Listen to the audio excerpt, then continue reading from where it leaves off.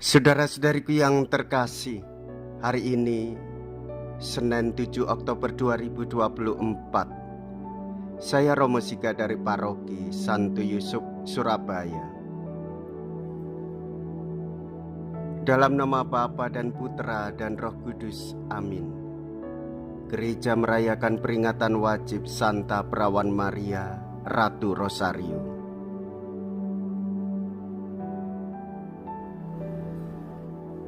Suatu tanda bahaya, seruan mohon bantuan selalu diulang-ulang dengan harapan akan mendapat jawaban. Suatu saat kegembiraan mendalam, suatu saat yang membahagiakan, berkali-kali dikenang untuk dinikmati lebih lama. Mungkin tiada kebaktian yang amat erat hubungannya dengan manusia seperti Rosario, doa harian orang-orang kecil sederhana. Mungkin ulangan-ulangan itu kurang mengena bagi kita, tetapi hendaknya kita tanyakan, apakah doa-doa kita juga sejujur dan seikhlas, sesederhana doa Rosario itu? Penentuan bulan Oktober sebagai bulan Rosario berkaitan dengan peristiwa yang terjadi 3 abad sebelumnya, yaitu ketika terjadi pertempuran di Lepanto pada tahun 1571, di mana negara-negara Eropa diserang oleh kerajaan Ottoman yang menyerang agama Kristen. Terdapat ancaman genting saat itu bahwa agama Kristen akan terancam punah di Eropa. Jumlah pasukan Turki telah melampaui pasukan Kristen di Spanyol, Genoa dan Venesia. Menghadapi ancaman itu, Don Juan, John dari Austria, kemudian ia adalah komandan armada Katolik, berdoa Rosario memohon pertolongan Bunda Maria. Demikian juga umat Katolik di seluruh Eropa berdoa Rosario untuk memohon bantuan Bunda Maria di dalam keadaan yang mendesak ini. Pada tanggal 7 Oktober 1571, Paus Pius kelima bersama-sama dengan banyak umat beriman berdoa Rosario di Basilika Santa Maria Maggiore sejak subuh sampai petang. Doa Rosario tidak berhenti didaraskan di Roma untuk mendoakan pertempuran di Lepanto. Walaupun nampaknya mustahil, namun pada akhirnya pasukan Katolik menang pada tanggal 7 Oktober. Kemudian, Paus Pius kelima menetapkan peringatan Rosario dalam misa di Vatikan setiap tanggal 7 Oktober. Kemudian penerusnya, Paus Gregorius ke-13 menetapkan tanggal 7 Oktober itu sebagai peringatan wajib Santa Perawan Maria, Ratu Rosario. Siapakah sesamaku? Mea culpa, mea culpa, mea maxima culpa.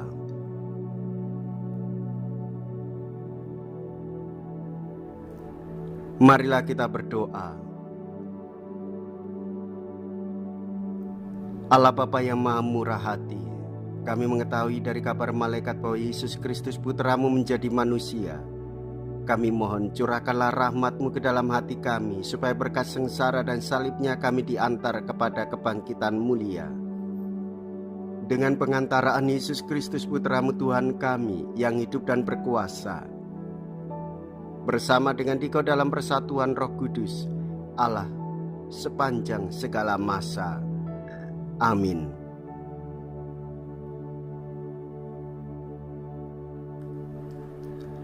Tuhan bersamamu dan bersama rohmu. Inilah Injil suci menurut Lukas. Dimuliakanlah Tuhan. Lukas bab 10 ayat 25 sampai dengan ayat 37. Pada suatu ketika seorang ahli kitab berdiri hendak mencoba Yesus. Guru, apakah yang harus kulakukan untuk memperoleh hidup yang kekal? Jawab Yesus kepadanya, apa yang tertulis dalam hukum Taurat? Apa yang kau baca di sana? Jawab orang itu, kasihilah Tuhan Allahmu dengan segenap hati dan dengan segenap jiwamu dan dengan segenap kekuatanmu dan dengan segenap akal budimu. Dan kasihilah sesamamu manusia seperti dirimu sendiri. Kata Yesus kepadanya, benar jawabmu itu. Perbuatlah demikian maka engkau akan hidup. Tetapi untuk membenarkan dirinya orang itu berkata lagi, dan siapakah sesamaku manusia?" Jawab Yesus, "Adalah seorang yang turun dari Yerusalem ke Yeriko. Ia jatuh ke tangan penyamun-penyamun yang bukan saja merampoknya habis-habisan, tetapi juga memukulnya, dan sesudah itu meninggalkannya setengah mati. Kebetulan ada seorang imam turun melalui jalan itu. Ia melihat orang itu, tetapi ia melewatinya dari seberang jalan. Demikian juga seorang Lewi datang ke tempat itu. Ketika melihat orang itu, ia melewatinya dari seberang jalan. Lalu datanglah ke tempat itu seorang Samaria yang sedang dalam perjalanan. Ketika ia melihat orang itu, tergeraklah hatinya oleh belas kasihan. Ia pergi kepadanya lalu membalut luka-lukanya, sesudah menyiraminya dengan minyak dan anggur. Kemudian ia menaikkan orang itu ke atas keledai tunggangannya sendiri, lalu membawanya ke tempat penginapan dan merawatnya.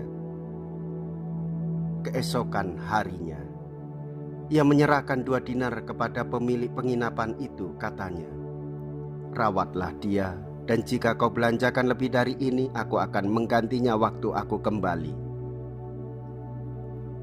Menurut pendapatmu, siapakah di antara ketiga orang ini adalah sesama manusia dari orang yang jatuh ke tangan penyamun itu? Jawab orang itu, "Orang yang telah menunjukkan belas kasih kepadanya." Yesus berkata kepadanya, "Pergilah dan lakukanlah demikian." Demikianlah sabda Tuhan. Terpujilah Kristus. Saudara-saudariku yang terkasih, belas kasih Allah menggerakkan hati setiap orang beriman untuk melakukan perbuatan-perbuatan sosial. Kita senantiasa mengalami pergumulan hidup di dalam persoalan sosial. Bagaimana kita memperhatikan orang yang terpinggirkan, bagaimana kita memperhatikan orang lemah, bagaimana kita peduli pada orang-orang miskin, bagaimana kita juga peduli pada orang yang menderita. Saudara-saudari, Tuhan Yesus mengajak kita untuk mendalami kasih-Nya dan menanggapinya dan mewujud nyatakannya kasih itu di dalam kehidupan bersama. Saudara-saudari, perbuatan yang dilakukan oleh orang Samaria itu sungguh luar biasa, yang disampaikan oleh Tuhan Yesus untuk memberikan perhatian dan kepedulian bagi orang yang ingin memperhatikan sesamanya. Memberi, berbagi, menolong, itu karena digerakkan oleh belas kasih Allah sendiri. Nah, saudara-saudariku yang terkasih, belajar dari pengalaman hidup orang Samaria. Ia tanpa hitung-hitungan, ia tanpa pamrih, ia tidak peduli siapa orang yang ditolongnya itu, latar belakangnya bagaimana. Namun ia dengan segera memperhatikan itu dan juga merawatnya hingga sembuh. Hendaklah kita sebagai orang beriman melakukan hal demikian, karena peduli pada sesama itulah yang dikehendaki oleh Tuhan Yesus.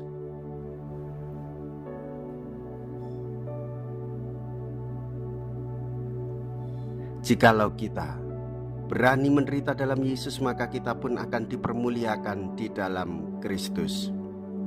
Terpujilah nama Yesus, Bunda Maria, dan Santo Yosef untuk selama-lamanya.